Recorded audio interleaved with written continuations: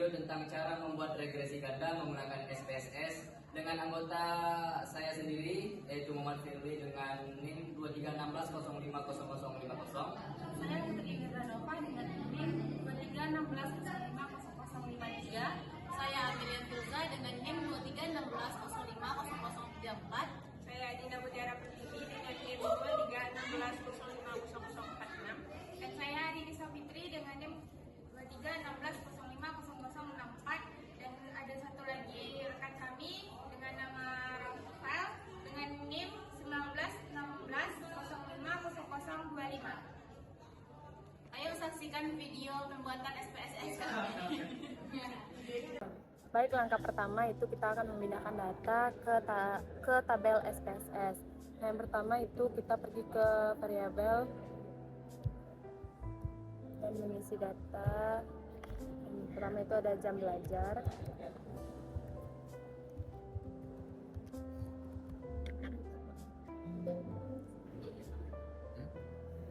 Aman dong? Boleh.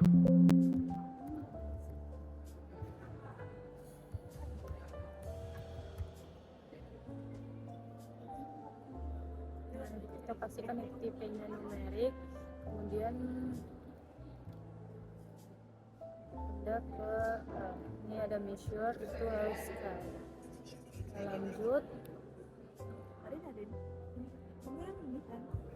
Dan nama apa yang kedua itu ada kehadiran. Halaman berapa ini?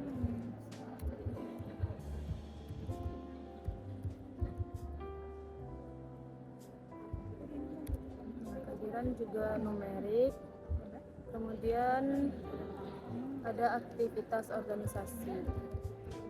Oh, berarti bacanya kayak gini tapi sesuai yang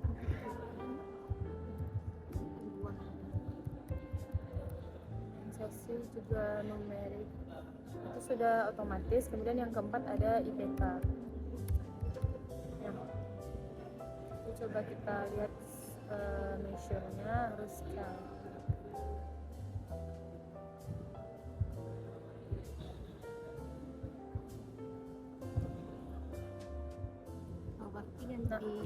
setelah itu baru kita salin data untuk memindahkan data ini ke tabel SPSS kita.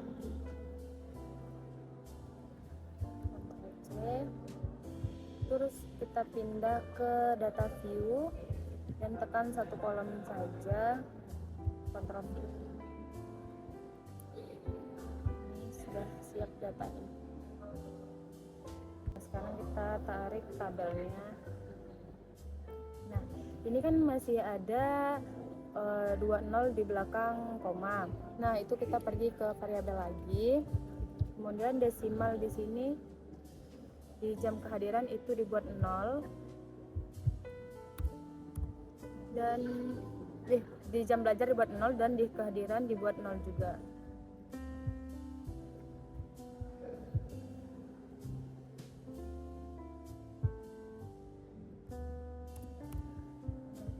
Baru kita ke data view lagi. Nah, baru hilang 0.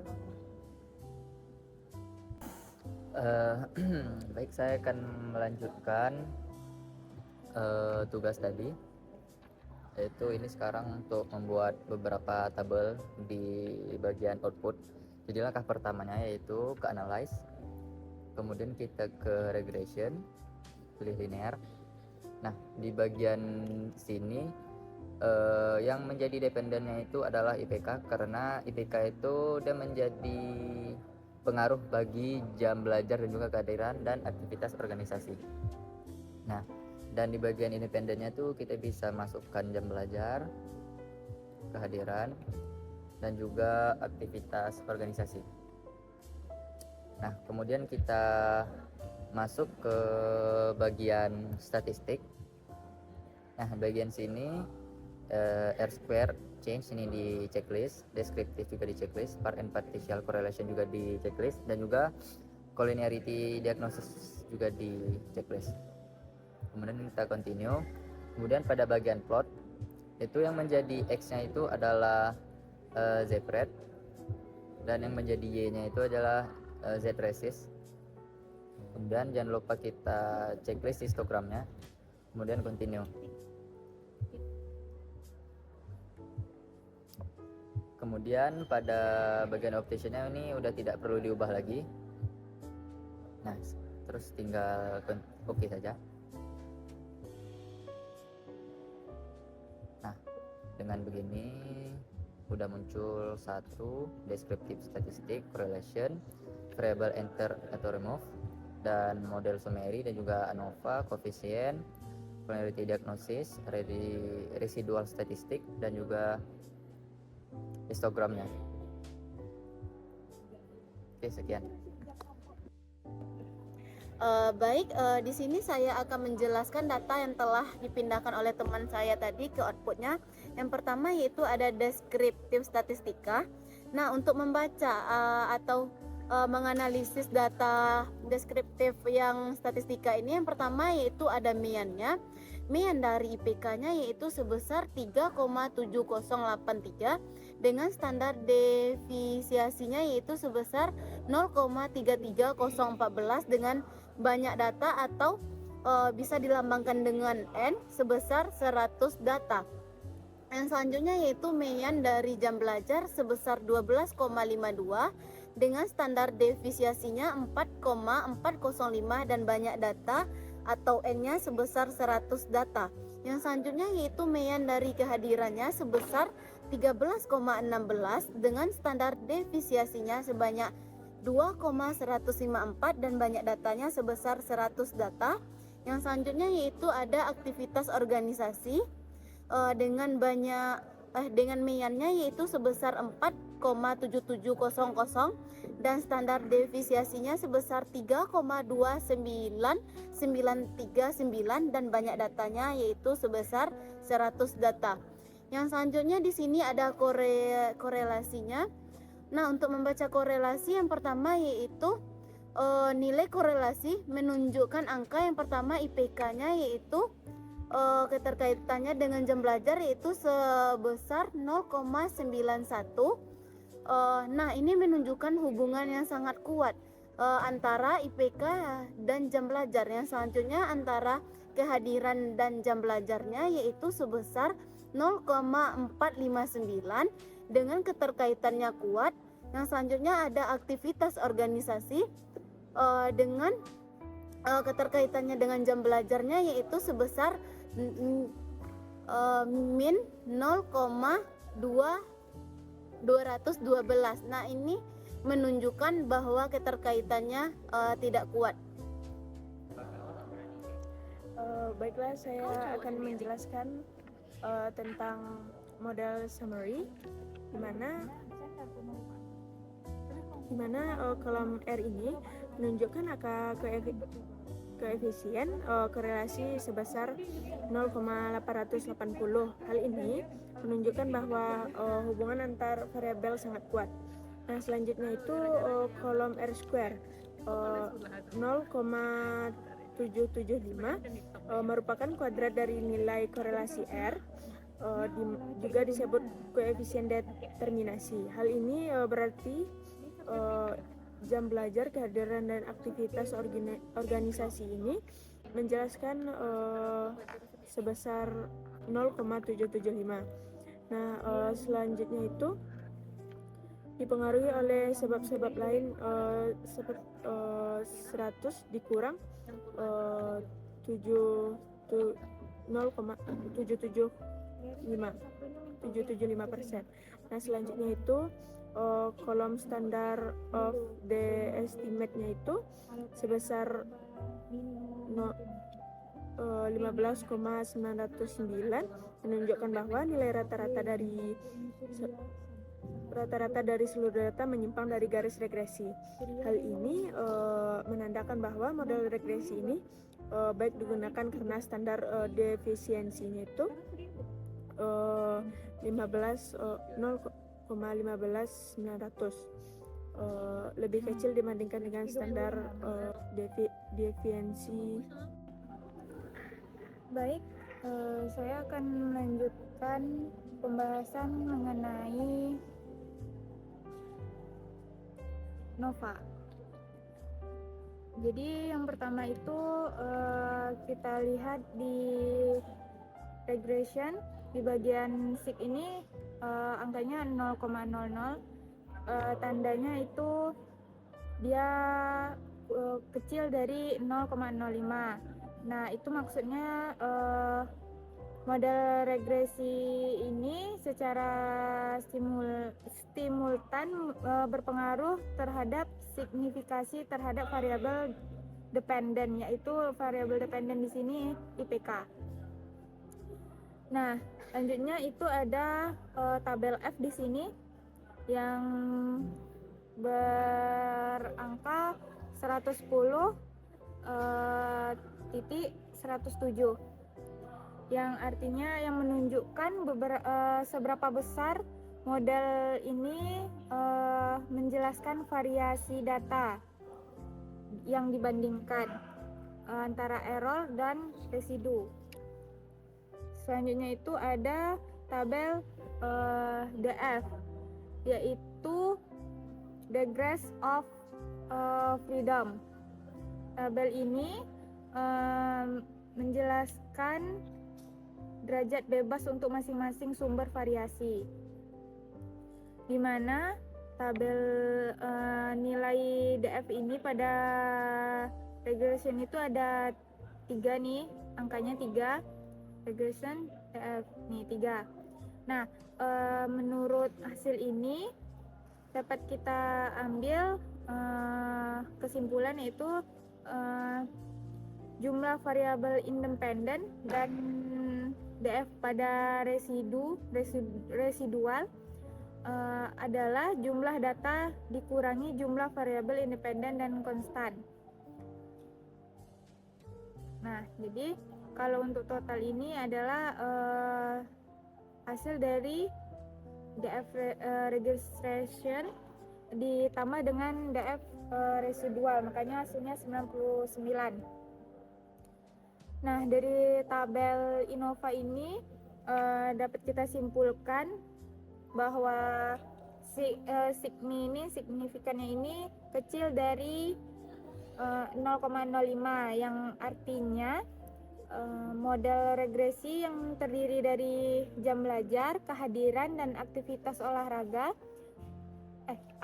organisasi secara bersama-sama mempengaruhi signifikan terhadap IPK. Jadi yang ini nih, yang di bawah ini, prediction ini sangat mempengaruhi independent variable, yaitu IPK. Nah, selanjutnya hasil dari F ini juga sangat mendukung uji signifikan secara statistiknya. Sekian akan dilanjutkan oleh rekan saya. Baiklah, selanjutnya saya akan membahaskan tentang koefisien, di mana untuk penyusunan persamaan garis regresi dari data di atas dapat menggunakan nilai dari kolom B ini, yaitu kolom Eustandius koefisien. Dari kolom B ini dapat konstannya 2,235, terus jam belajarnya itu 0,055, kehadirannya itu 0,70, dan aktivitas organisasinya itu 0,28. Sehingga dapat disimpulkan persamaan garis regresinya itu Y-nya itu yang konstan 2,235 sama dengan tambah jam belajarnya 0,05 X1, terus kehadirannya 0,70 X2, terus aktivitas organisasinya itu 0,028 X3. Baik, saya akan menjelaskan mengenai collinearity diagnostik. Yang pertama itu kita perhatikan nilai-nilai pada tabel eigenvalue. Nah, apabila nilai eigenvalue itu lebih dari 0,01, maka tidak ada indikasi multikolinearitas parah. Nah, dapat dilihat di sini teman-teman, nilai eigenvalue-nya itu lebih dari 0,01 karena yang paling kecil itu di 0,012. Selanjutnya berarti dapat disimpulkan bahwa data ini tidak ada indikasi multikolinearitas parah. Nah, selanjutnya kita beralih ke tabel condition index. Apabila condition index ini nilainya kecil dari 10, tidak ada masalah multikolinearitas. Ini seperti yang ini 1,000,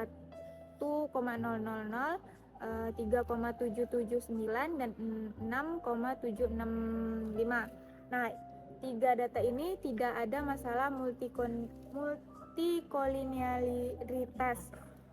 Nah, untuk data yang keempat ini conditional indexnya yaitu 17,463. Nah, ini datanya lebih dari 10. Nah, untuk data yang lebih dari 10 dan kurang dari 30, artinya itu ada indikasi multikolinearitas sedang.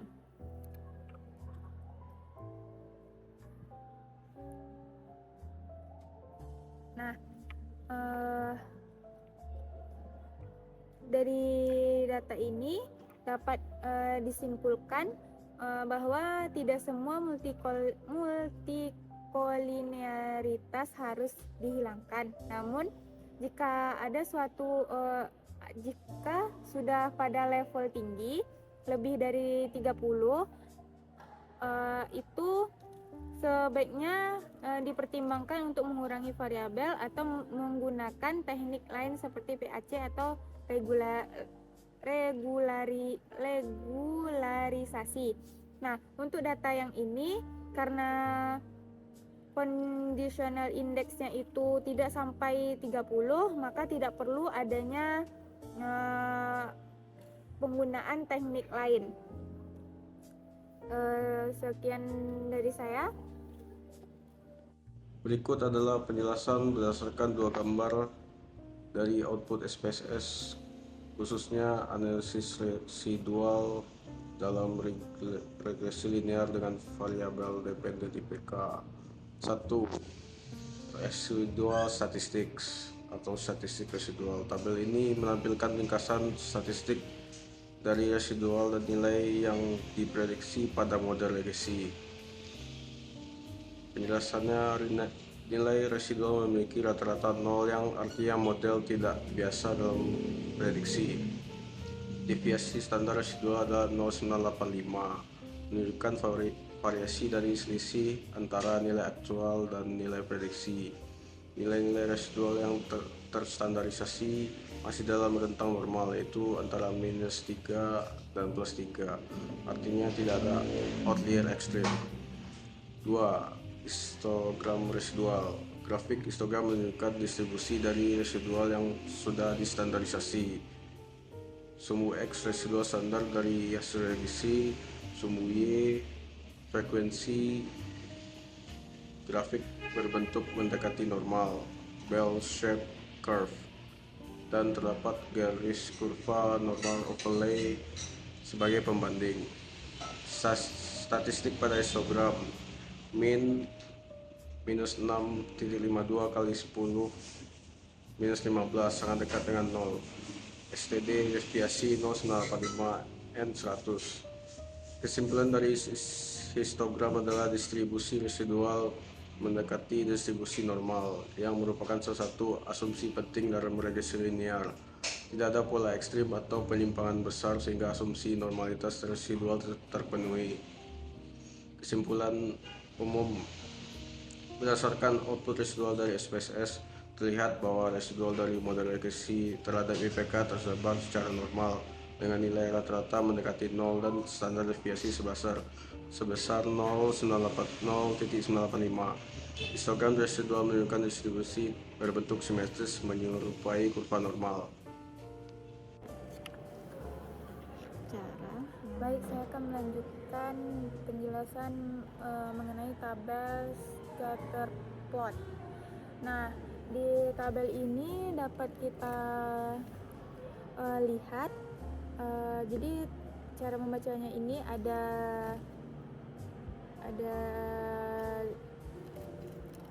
3 cara. Yang pertama, apabila titik-titik menyebar secara acak di atas dan di bawah garis nol. Nah, ini seperti ini kan, di atas dan di bawah garis nol itu tersebar acak kan, ini garis nol, ini garis nol. Nah, jadi dia tersebar secara acak tanpa membentuk pola. Nah, itu dapat diasumsikan linearitas dan homoskedastisitasnya terpenuhi. Hal ini menandakan model regresi yang kita lakukan itu sesuai atau baik. Nah, apabila titik-titik di dalam ini membentuk pola tertentu, maka ada indikasi masalah seperti nonlinearitas atau heteroskedastisitasnya. Terus apabila menyebar simetris, titik-titik yang disebarkan itu simetris di sekitar garis horizontal atau garis nol. Nih, garis ini dia simetris penyebarannya. Itu menunjukkan tidak adanya bias sistematis pada residu dan mendukung asumsi normalitas residual. Nah, karena seperti yang saya jelaskan tadi, karena menurut tabel ini titik-titiknya tersebar secara acak di sekitar garis nol, tidak ada pola yang jelas, maka model regresi sudah memenuhi asumsi linearitas dan homoskedastisitasnya. Sekian penjelasan video dari kelompok kami. Jika